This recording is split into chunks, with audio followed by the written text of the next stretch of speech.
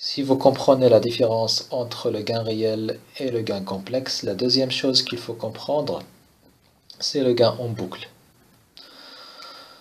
Donc pour vous expliquer ça, il faut d'abord examiner le schéma général des oscillateurs. Donc, comme je l'ai dit précédemment, on a deux circuits, circuit A et circuit B. Donc là, c'est l'entrée du circuit A et là, c'est la sortie. Mais pour le circuit B, son entrée n'est pas là, elle est plutôt là. Donc ça, c'est l'entrée du circuit B et là, c'est la sortie.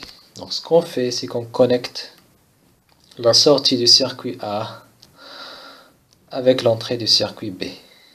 Et puis la sortie du circuit B avec l'entrée du circuit A. Et là, j'obtiens la tension Vs. Donc notre objectif est d'obtenir un signal Vs sinusoïdal avec une fréquence f qu'on peut contrôler. Maintenant, pour comprendre le gain en boucle, il faut examiner ce qui se passe à la tension Vs lorsqu'elle est renvoyée vers ce circuit. Ne vous occupez pas pour le moment de la tension VE. Donc pour la tension VE, ça, c'est une question que je vais discuter plus tard. Pour le moment, ce que je veux faire dans cette vidéo est de vous expliquer ce qui se passe à la tension Vs. Donc cette tension Vs est renvoyée à ce circuit B. Et la sortie sera quoi? Donc la sortie sera Vs multiplié par le gain. Et puis, cette sortie-là est renvoyée à l'entrée du circuit A. Donc, cette tension-là, ou bien ce signal, va être multiplié par A. Et c'est ce que je vais obtenir à la sortie. Donc à la sortie, je vais obtenir ça, Vs fois B. Et ça va être également multiplié par le gain du circuit A. Donc ça va devenir la nouvelle valeur de la tension Vs. D'accord? Et si on renvoie la tension Vs encore une fois vers ce circuit, donc il y aura le même effet, donc ça va être encore une fois multiplié par B, puis multiplié par A, et on obtient la nouvelle valeur de la tension Vs. Donc là, remarquez que la tension Vs, à chaque fois qu'il entre dans cette boucle, elle se multiplie par A fois B. D'accord? Donc A fois B, ça s'appelle le gain en boucle. Donc je vais appeler le gain en boucle H. Donc ça c'est égal à A fois B. Donc A c'est un nombre réel et B c'est un gain, ou bien c'est une fonction de transfert qui est complexe.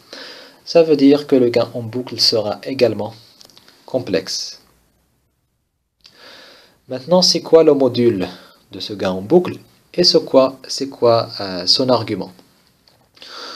Donc d'abord, pour connaître ou bien pour identifier le module du gain en boucle, ça veut dire ce que je veux dire, c'est identifier la courbe du module de cette fonction de transfert.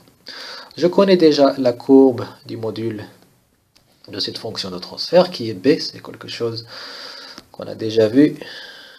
Donc là, ça c'était le module de la fonction de transfert B. Donc on a vu que la valeur maximale ici, à la fréquence de résonance, est égale à 1 sur 3. 1 sur 3. Maintenant, pour le module de H, c'est quoi? Le module de H, ce n'est rien autre que le module de B multiplié par A. Ce qui revient à dire que la valeur maximale du module H, le module de H, va être A sur 3. D'accord? Donc là, si je veux tracer le module de H, j'aurai là une valeur maximale de A sur 3. Ça, c'est la valeur maximale qui correspond à ce module, le module du gain en boucle.